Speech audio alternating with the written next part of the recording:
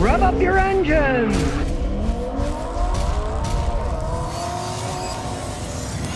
Alright, here's something you're going to find if you mess around with older vehicles. This is the early 90s Toyota Hilux Surf, pretty much like the 4Runner in the United States, but it's OBD1, not OBD2. So you can't use one of these modern OBD2 scan tools. Now, the check engine light's on, it's got codes. You can access them using a clip by doing what I'm going to show you right now, but you're not going to get much data.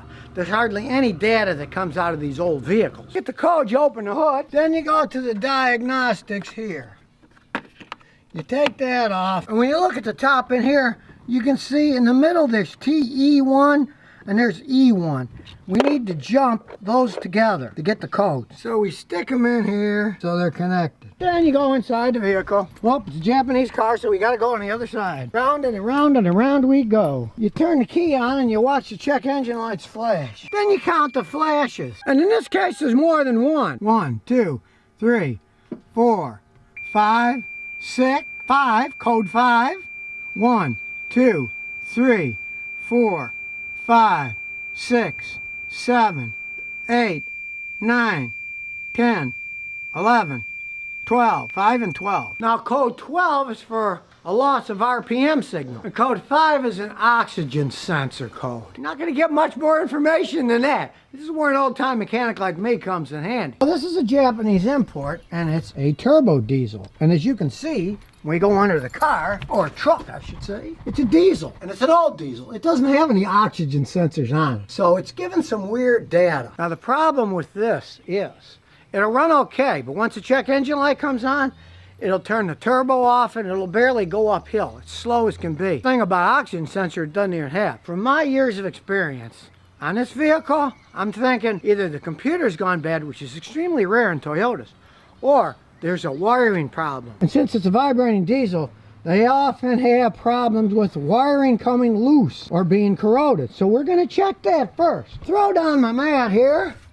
and we'll check the passenger side first, because it's got more room than the other side. We're going to get some electric spray cleaner and clean connectors first. What we're going to do is here, I've unplugged the sensor, and we'll spray cleaner. Clean it all out. They don't have much voltage, and it takes a little bit of corrosion to make them not work. Spray the inside of the sensor and the connector all over the place. Get it nice and clean. Then make sure it snaps on nice and tight. You gotta make really sure it's on there tight. There, you heard it click, it's on tight. Then let's move to the other side. That's the advantage of a high-up vehicle. You don't have to jack it up in the air to crawl under it. You can slide under it if you got a thin pad like I have. Now, clean and disconnect every single line we can find. There's a bunch of them up there. Now that we're gonna have to jack it up in the air to reach. Now I can see a bunch of sensors, but I can't reach them. So we'll have to take the tire off to access that. Off it comes. And then I'm doing the same thing there for all the connectors. There's no room to film. There's no room for my arms. That's why I say don't buy a four-wheel drive vehicle unless you need to. Cramped. No working room. And in this case, it's a Japanese vehicle. It's going to be hard to get parts for it anyway. Could it have loss of RPM? Could be a bad crank sensor. I can't find one around here. Nobody has any listing for this old thing. And it was made in Japan. They never sold this engine over here. That can be a real problem. But there's another thing you can check on these, other than just cleaning, is the ground. Bad ground, you're gonna have problems. Start here. Those are tight. Start here. Look at this one. Loose as can be. Now, since this one is loose, but it's as tight as it goes, here's a trick. Get some 10 gauge wire. Strip a section. Bare wire. Twist it around a little. And cut it. Twist it so it stays together. Then bend it and put it on a battery terminal. And put this on the top. And hammer it on. Give it a bunch of taps.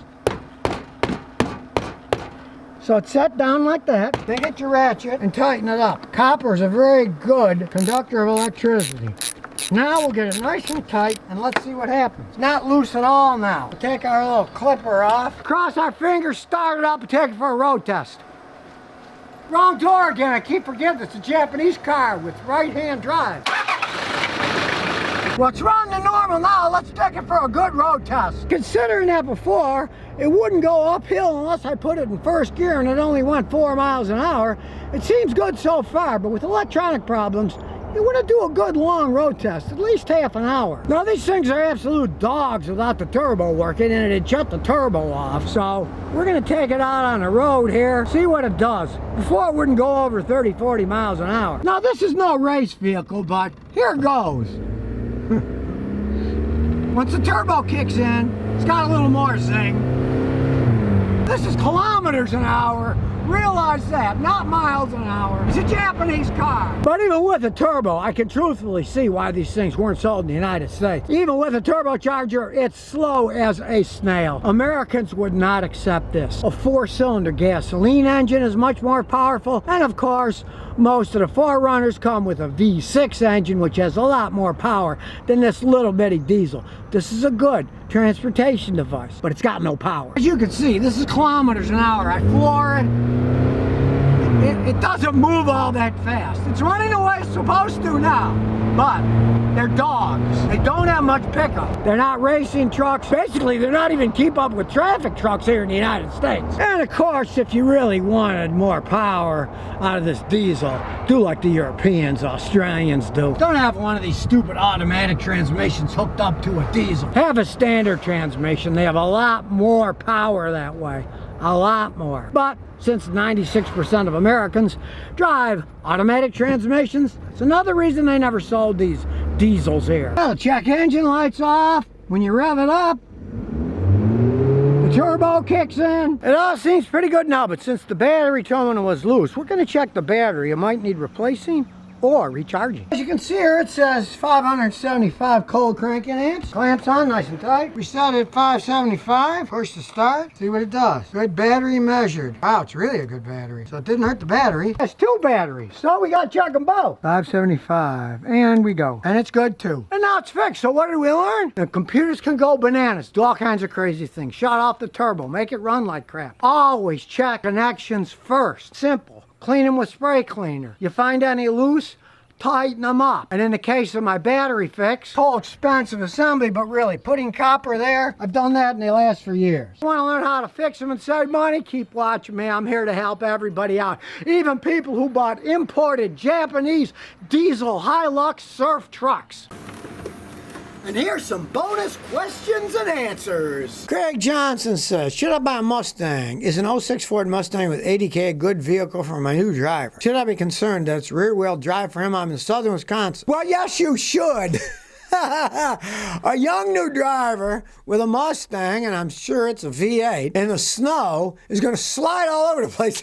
That thing. That's the one thing. They're horrible in the snow. You got rear-wheel drive. You got to put snow tires. Back in the day when we had them, we would put bags of salt or sand in the trunk to put more weight on the rear wheels because there's too much engine and tranny in the front, not enough weight in the back. I would be concerned. I definitely would be concerned. And especially if you're talking about a young new driver and getting them a Mustang, might have more power than they can handle. Now, on the other hand, let's say it's a V6 Mustang.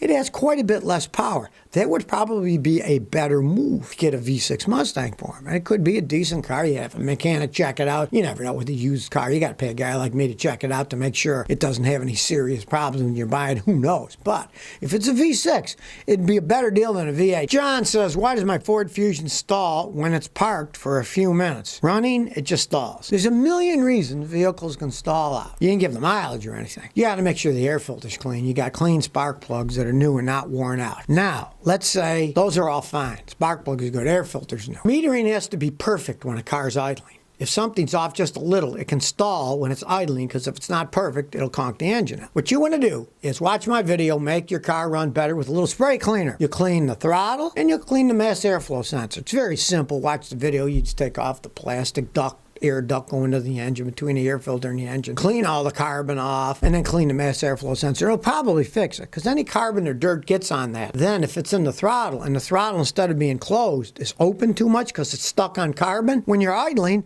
it thinks you're getting more air than you should because it's open, but it's idling, and so it actually gives too much fuel. And you know what happens when a car's idling and it gets too much fuel? It stalls out. You'd think if it got too much fuel, it'd run faster, but no, that's not how cars work. If they're idling, they get too much fuel, they conk out, they get flooded out. So the cleaning will probably fix it. And also check for leaking vacuum lines. You got a leaking vacuum line that's sucking air, you know, that can make it conk out if it sits too long because it leans the mixture out too much.